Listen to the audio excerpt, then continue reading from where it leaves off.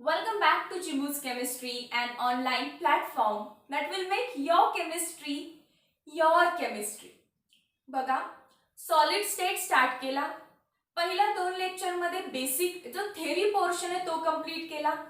त्यानंतर प्रॉपरली मी तुम्हाला सांगितलं चार्ट वाइज अँड ऑल की किती क्रिस्टल सिस्टीम आहेत, किती ब्रॅव्हिस लॅटायसेस आहे. And finally we came to the conclusion की त्यातला फक्त आणि फक्त आपल्याला कोणता सेल शिकायचा आहे? क्यूबिक. आणि मग क्यूबिकचे किती टाइप्स आहेत? 3 type. Simple cubic cell, body centered cubic cell, face centered cubic cell. या तिघांना डिटेल मध्ये बघायचं ठरलं. त्यानंतर आपण एका पार्ट मध्ये सिंपल क्यूबिक बद्दल बोललो, त्यानंतर एक पार्ट सेपरेट बॉडी सेंटर बद्दल आणि एक पार्ट सेपरेट होता एफसीसी बद्दल. आता त्या तिघांना एकत्र कन्क्लूड करूया सो दॅट तुम्हाला हा एक फुल चार्ट कंप्लीट करता येईल. So start with simple cubic. Simple cubic मध्ये काय असतं तर atoms are only present at corners. Atoms फक्त कुठे प्रेझेंट असणार आहेत? कॉर्नरला. मग चला कॉर्नरला रंगवून ठेवू आपण. इथे एक ॲटम, दुसरा ॲटम, तिसरा ॲटम, चौथा ॲटम, पाचवा ॲटम, सहावा ॲटम, सातवा अँड 8 कॉर्नर्स. त्यामुळे मी 8 कॉर्नर्सला एक एक एक ॲटम ठेवून दिला. याचं नाव काय आहे? एससीसी म्हणजे काय? Simple cubic unit cell. Simple cubic unit cell मी वरती लिहिते, तुम्ही एका लाईन मध्ये लिहा. बरोबर आहे? येस. मग आता बॉडी सेंटर्ड काढू. परत मला काय काढावं लागेल? क्यूब. ॲटम्स कुठे असतात? फक्त कॉर्नरला असणार आहेत का यामध्ये? नाही. फक्त कॉर्नरला असते तर तो एससीसी झाला असता. त्यामुळे तुम्ही कॉर्नरला पण ठेवायचे. आधी कॉर्नरला ठेवून घेऊया बेसिक. आणि एक ॲटम असणार आहे तो तुम्हाला बॉडीच्या सेंटरला काढायचा. म्हणजे तुमच्या क्यूबच्या बरोबर मध्ये, तुमची रूम असेल तर रूमच्या बरोबर मध्ये एक ॲटम आहे, तो हा ॲटम आहे. म्हणून तर नाव आपण बॉडी सेंटर्ड युनिट सेल दिलं. सो नाव काय झालं याचं? Body centered cubic unit cell. Body centered cubic unit cell. आता एफसीसी. एफसीसी साठी परत एक काढा क्यूब. सो क्यूब सगळ्यांना काढता येतोय. त्यानंतर काय? सगळे ॲटम्स कॉर्नरला. चला कॉर्नरला तर हे बेसिक आहे. Atoms will be there at corner. At every corner, प्रत्येक कॉर्नरला ॲटम असणार आहे. मग तो आधी काढून घ्यायचा. आता याला नाव फेस सेंटर दिलंय. फेस सेंटर का दिलंय? कारण फेसच्या सेंटरला ॲटम आहे. मग किती फेस आहेत? 6 फेस आहेत. प्रत्येक फेसच्या मध्ये तुम्ही ॲटम ठेवा. वरच्या फेसच्या मध्ये, खालच्या फेसच्या मध्ये, राईट फेसच्या मध्ये, लेफ्ट फेसच्या मध्ये, बॅक फेसच्या मध्ये, फ्रंट फेसच्या मध्ये. That is all up to imagination. This वॉलच्या मध्ये, या साईडच्या वॉलच्या मध्ये, समोरच्या वॉलच्या मध्ये, मागच्या वॉलच्या मध्ये, खालच्या फरशीच्या मध्ये, वरच्या छत किंवा रूफच्या मध्ये, असे 6 ॲटम्स पुट केले की हा झाला तुमचा face centered cubic unit cell. हे स्ट्रक्चर तर कळाले. त्यानंतर मी सांगितलेलं की प्रत्येकाला पकडायचं, झेड काढायचा, कोऑर्डिनेशन नंबर काढायचा, पॅकिंग इफिशियन्सी किंवा पॅकिंग फ्रॅक्शन काढायचं आणि लास्टला डेन्सिटी. मग आपण स्टार्ट करूया विथ झेड. झेड म्हणजे काय? Number of atom per unit cell. या युनिट सेल मध्ये किती ॲटम्स आहेत? 1 2 3 4 5 6 7 8. मग तुम्ही असं 8 लिहाल का? रॉंग. बिलकुल नाही. आपण तो पार्ट सगळा बघितलाय की एका कॉर्नरवर असणारा ॲटम 8 लोकांमध्ये डिवायडेड आहे. 8 रूम्स मध्ये, 8 युनिट सेल्स मध्ये शेअर्ड आहे. त्यामुळे याच्यासाठी झेड कसं काढतो? टोटल किती ॲटम आहे? 8 आहे. पण 8चं कॉन्ट्रीब्युशन किती आहे? 1/8. एक रूम, एक कॉर्नर, 8 रूम्स मध्ये कॉमन. सो आपल्याला इथे झेडची व्हॅल्यू आलेली 1. इथे जेव्हा तुम्ही झेड काढला तुम्हाला आधी परत काय दिसतात 8 कॉर्नरचे ॲटम. मग तुम्हाला माहिती झालेलं कॉर्नरचे ॲटम असतील तर कसे काउंट करणार 1 2 3 4 5 6 7 8 8 लिहायचं त्याला 1/8 न मल्टिप्लाय करायचं. पण अजून एक ॲटम दिसतोय सगळ्यांना जो बॉडीच्या मध्ये आहे तो कोणी शेअर नाही केलेला तो स्वतः त्या युनिट सेल्स आहे त्यामुळे डायरेक्ट मी 1 लिहिलं. मग किती आलं 8 ला 8 कॅन्सल 1 + 1 2. सो बीसीसी साठी झेड किती आलेला आपला 2. एफसीसी साठी झेड काढा. परत 8 कॉर्नरला ॲटम्स आहेत त्यांचं कॉन्ट्रीब्युशन असतं 1/8 प्लस मी काय करते आता मला अजून 6 ॲटम्स दिसत आहेत जे फेसच्या मध्ये ठेवलेले मी 1 2 3 4 5 6 या साईडला 1 2 समोर 3 मागे 4 खाली 5 वरती 6. सो माझ्याकडे अजून 6 ॲटम आहेत पण प्रत्येक फेस तुमच्या आणि तुमच्या शेजारच्या दॅट इज बॅक साईडच्या रूम मध्ये कॉमन आहे. सो फेसचं कॉन्ट्रीब्युशन किती म्हटलं आपण 1/2. मग इथून झेडची व्हॅल्यू काय आली 1 + 3 4. हे कॅल्क्युलेशन करू शकाल 8 × 1/8 + 6 × 1/2. 6 × 1/2 इज 3 + 1 4. सो झेडची व्हॅल्यू पण काढली आपण प्रत्येकासाठी. For SCC Z is equal to 1. For BCC, Z is equal to 2. For FCC, Z is equal to 4. Done? आता कोऑर्डिनेशन नंबर झाला.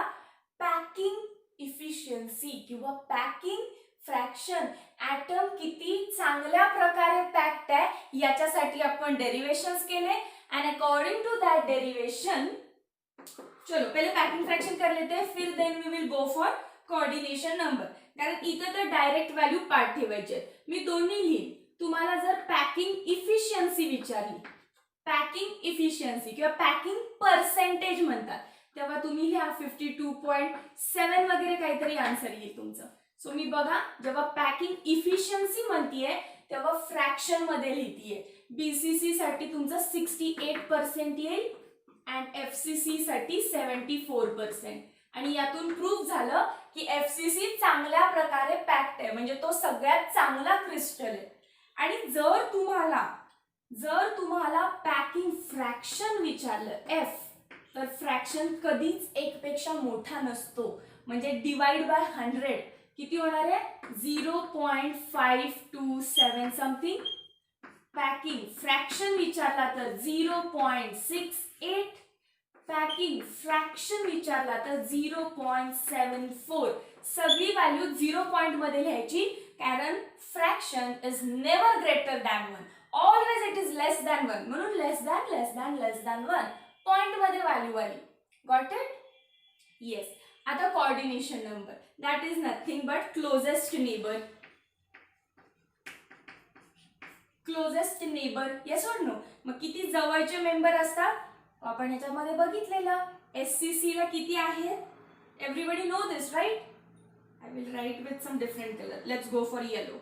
एससीसी साठी 6 नेबर आहेत. बीसीसी साठी 8 नेबर आहेत आणि याच्यासाठी 12 नेबर आहेत.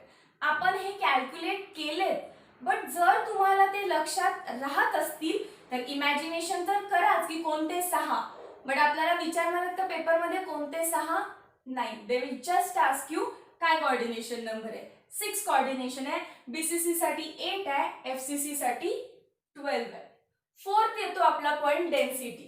मग मी डेन्सिटी साठी तुम्हाला सांगितलं density is nothing but mass upon volume जो आप बचपन से पढ़ते आ रहे हो isn't it? But solid state मध्ये मी काय म्हणते फक्त तुम्हाला वरती मल्टिप्लाय करायचं असतं झेडनी आणि खाली मल्टिप्लाय करायचं असतं ॲव्होगॅड्रो नंबरनी. सो तुमचं इक्वेशन काय झालं जरा बघा. एम म्हणजे काय मोलर मास. किती ॲटमचं मोलर मास आहे गिवन असेल इनटू झेड तुम्हाला माहिती आहे. एससीसी असेल तर 1, बीसीसी असेल तर 2, एफसीसी असेल तर 4.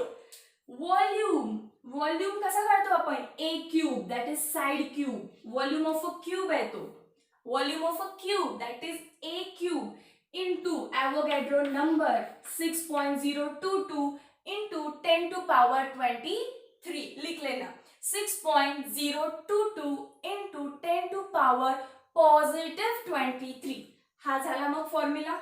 जरा इकडे बघा सगळ्यांनी, ए याचा अर्थ जर क्वेश्चन मध्ये तुम्हाला डेन्सिटी काढायला सांगत असतील तर तुम्हाला molar mass, Z, Avogadro number पूर्ण सगळ्या व्हॅल्यूज माहिती पाहिजेत.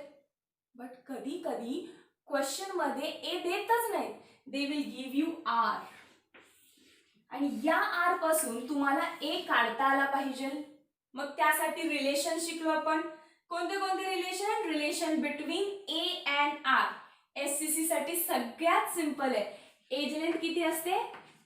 2 टाइम्स द रेडियस. दोन रेडियस एकत्र केल्या, जसे की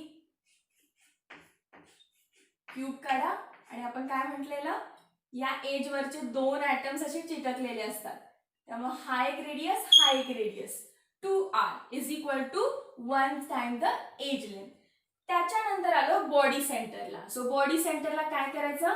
4r is equal to, body मोठी असते म्हणून √3a. इथे काय येणार आहे? 4r is equal to face छोटा म्हणून √2a. बघा, a is equal to 2r हे लक्षात राहील. क्यूब काढल्यानंतर पटकन लक्षात येतं. 4r is equal to √3a. दोन्हीकडे सेम आहे. 4r इज इक्वल टू, इकडे √3 आहे, इकडे √2 आहे. मग कधी कन्फ्युजन झालं की √3 कुठे आणि √2 कुठे आहे, तर फक्त विचारायचं 3 मोठं की 2 मोठं? 3 मोठं. मग 3 मोठ्याला लिहायचं. बॉडी मोठी असते ना, सो 3 मोठं. फेस छोटा असतो कम्पॅरेटिव्ह, सो छोटा तिकडे लिहायचं. That's it. आणि एवढं माहिती असेल तर सॉलिड स्टेट मधला कुठलाही न्यूमरिकल जमलाच पाहिजे. कळाला हा पोर्शन? एकदा याचा स्क्रीनशॉट करून घेता प्रॉपरली. चला करा याचा स्क्रीनशॉट. आय नो की कम्प्युटर स्क्रीनवरती थोडंसं टफ जातं समजून घ्यायला, कारण मी इथं सावकाश बोलतीये, प्रत्येक गोष्ट बोर्डवर लिहितीये, तसं तिथे होत नसेल. But solid state is all about imagination, is all about 3D molecules, is all about 3D representation. मग मला सांगा, या 2 डायमेन्शन बोर्डवरती मला 3 डायमेन्शन मॉलिक्यूल काढताना अवघड होतं, कारण माझं ड्रॉइंग एवढं चांगलं नाहीये जेवढं तुमचं आहे. त्यामुळे फक्त मी तो SCC, BCC, FCCचा पोर्शन याच्यावरती शूट केलाय लॅपटॉपवरती, सो दॅट मी तिथे टायगर, चिमू असे कार्टून्स बसवून तुम्हाला तो फील देऊ शकेल. चालेल? अबाउट नेक्स्ट, आता परत 3 डायमेन्शन रिप्रेझेंटेशन आहे. सो मी ट्राय करेन बोर्डवर घ्यायचं, बट जर मला नाईस डायग्राम जमला काढायला तर मी PC वरती सॉलिड स्टेट चॅप्टर संपवून देईन तुमचा. ठीक आहे? चला जॉईन करा नेक्स्ट पार्टमध्ये. Thank you so much.